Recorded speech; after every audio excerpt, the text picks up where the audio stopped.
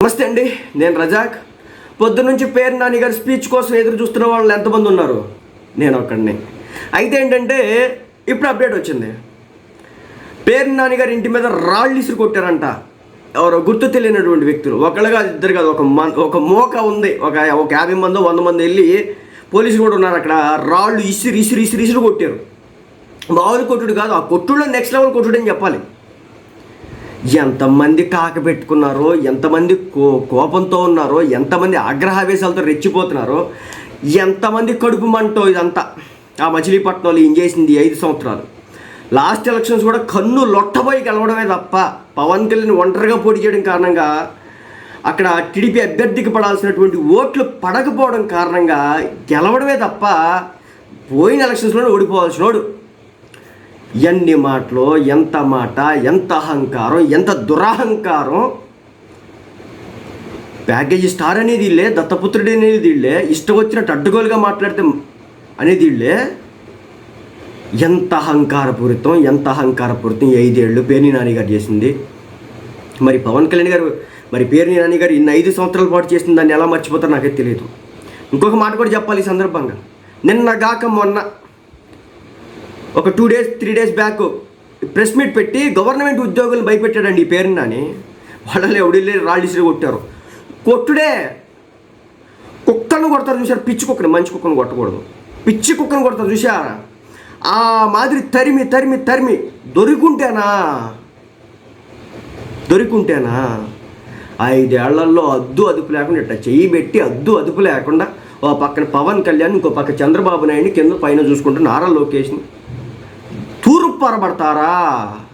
ఎంత పోటీ చేయకపోతే మాత్రం రెచ్చిపోతారా? ఆ సకల శాఖ మంత్రి గారి తర్వాత ఈయన గారే, ఆ వైసీపీ పార్టీలో ప్రధాన పండితుడు.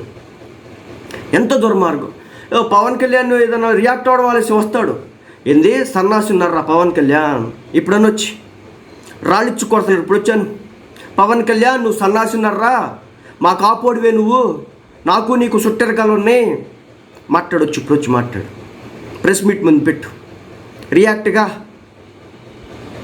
రాళ్ళిచ్చి కొడతారట 100 మంది, పోలీసులు కూడా అక్కడే ఉన్నారు, దొరికే వాళ్ళకి. మొన్న జగన్ రెడ్డి గారి మీద ఈడ కొట్టారు. అది ఎందుకు కొట్టారు నాకు ఇప్పటికీ అర్థం కాదు. ఆయన ఎందుకు కొట్టారు ఆ రోజున? ఇప్పుడు ఈయన కొడతారంటే లాజిక్లు ఉన్నాయంట అక్కడ. మొన్నటికి నువ్వు గవర్నమెంట్ ఎంప్లాయీస్ని బెదిరించే, 4 తర్వాత మా ప్రభుత్వం వచ్చేటప్పుడు మేము తేల్చుకుంటామనే పవన్ కళ్యాణ్ ఆడెంత, ఈడెంత, అదెంత, ఇదెంత. పవన్ కళ్యాణ్ ప్యాకేజ్ స్టారు, దత్తపుత్రుడు. ఒక గౌరవం లేదు, ఒక రెస్పెక్ట్ లేదు. అసలు ఇతని పేరు కూడా ఎత్తాడు కదా పవన్ కళ్యాణ్ ఎక్కడా కూడా. ఒక్కసారి అనుకుంటా మచిలీపట్నం సన్నాసి అన్నాడు అంతే. చెప్పు చూపించాడు. ఎవరికి చెప్పు చూపించాడు? అతన్ని పదే ప్యాకేజ్ స్టార్ అంటే, దత్తపుత్రుడు అంటే వాళ్ళకి చెప్పులు చూపిస్తే ఈయన గారు తీసుకొచ్చి 2 చెప్పులు చూపించాడు పోటుగాడు. ఆ 2 చెప్పులు ఒకసారి చూపించండి అని చెప్పేసి, అది అక్కడ ఉన్న వాళ్ళు ఉన్నారు కదా, అదే రాళ్ళు ఇసురు కొడుతున్న వాళ్ళు ఉన్నారు కదా, వాళ్ళ ముందు అంటే వచ్చి ఆ 2 చెప్పులు అంటే చూపించండి అడుగుతున్నారు. విధానమా, పద్ధత? ఒక్కటి నోటి మాట లేదు, ఒక్కరు రాలేదు కదా. పవన్ కళ్యాణ్, నారా చంద్రబాబు నాయుడు, లేకపోతే నారా లోకేష్ ఒక ప్రెస్ మీట్ పెట్టంగానే, లేదంటే ఒక సభ నిర్వహించుకోగానే గద్దల్లా కాకులు ఎగబడి పొడుచుకు తినే మీరు, ఇంట్లో ఆడవాళ్ళని కూడా తీసుకొచ్చి రాజకీయాలు చేసే మీరు ఈరోజు బయటికి రాకపోవడానికి కారణం ఏంటి?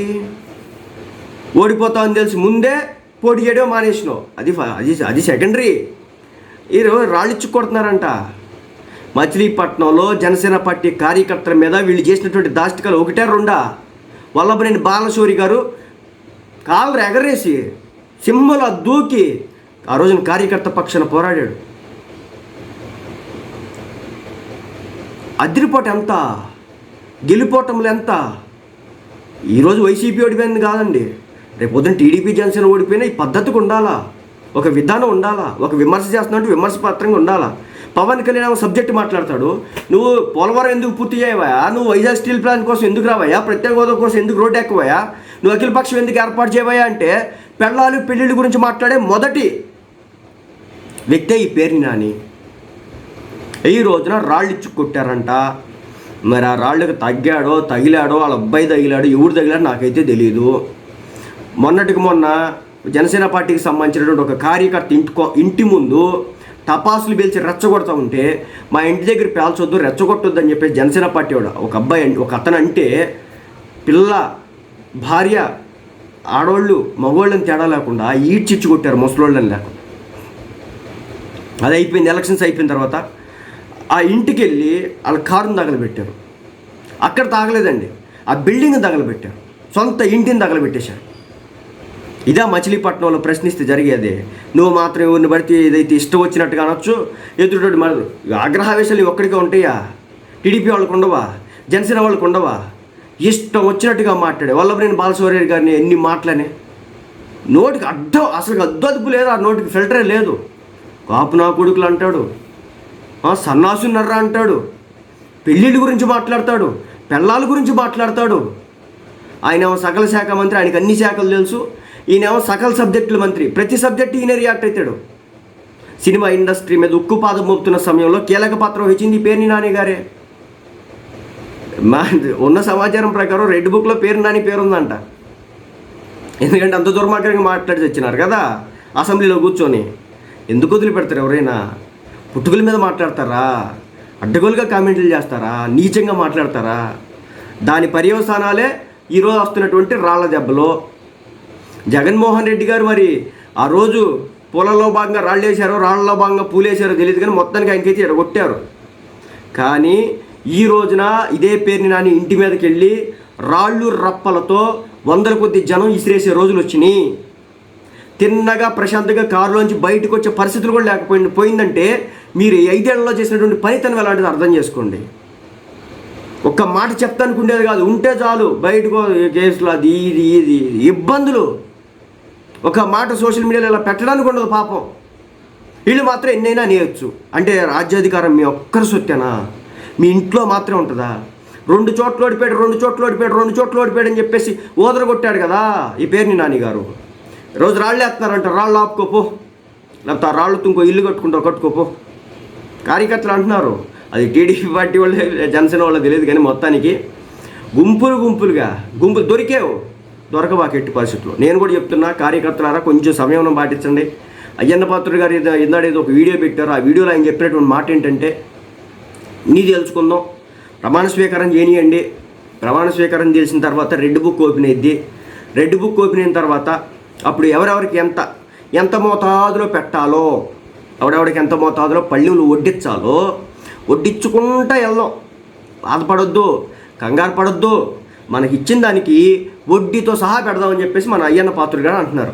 అదేవిధంగా నాకున్న సమాచారం ఏంటంటే, ఇప్పటికే మన చంద్రబాబు నాయుడు గారిని టార్చర్ చేసినటువంటి వ్యక్తులు కావచ్చు, పవన్ కళ్యాణ్ గారు వైజాగ్ వెళ్తుంటే చేతులు ఊపినారు కదా, కట్టడి చేయడాన్ని చూసినారు కదా, పోలీస్ డిపార్ట్మెంట్ నుంచి కొంతమంది కావచ్చు, చాలామంది విదేశాలకు వెళ్ళడానికి ప్లాన్లు వేసినారంట. మరి ఈ వైసీపీ పార్టీకి సంబంధించినటువంటి ఎంతమంది నేతలు టూర్లు ప్లాన్ చేస్తారో చూడాలి. పేర్ని నాని గారు రోడ్డు మీద దొరికితే ఆ రాళ్ళేదో మీ కారు మీద మీ మీద పడేటట్టున్నాయి, కొంచెం జాగ్రత్తగా ఉండమని చెప్పేసి కొంతమంది టీడీపీ పార్టీ కార్యకర్తలు, ఎందుకంటే అందరూ చాలామంది సమయంలో ఉంటారు, కొంతమందికి వచ్చింది కదా కోపం. పెడన నియోజకవర్గానికి సంబంధించినటువంటి జోగి రమేష్ వెళ్ళాడు కదా చంద్రబాబు నాయుడు ఇంటి మీదకి. అదేమంటే మా కార్యకర్తల కోపాలు వస్తే ఏం చేస్తాం అని చెప్పేసి ఆనాడు డీజీపీ చెప్పినాడు, ఆనాడు జగన్మోహన్ రెడ్డి చెప్పినాడు కదా. అలాగే ఆగ్రహావేశాలతో ఎవడొకటి రోడ్డు ఎక్కుతాడు. జాగ్రత్తగా ఉండండి. అందరినీ నేను కూడా సంయమనంతో ఉండమని చెప్తున్నా. బట్ ఎవడో ఒకటి ఉంటాడు కదా, ఓ 10 మంది 20 మంది ఉంటారు కదా, కలిసి వచ్చిస్తే కనుక మనం ఏం చేయలేం. సో కాబట్టి జాగ్రత్తగా ఉండండి. ఈరోజు ఒక 100 మంది వచ్చి మీ కొంప మీద రాళ్ళు అయితే వేసారంట. మరి ఒకసారి అద్దాలు ఇల్లు గట్రా చూసుకోండి.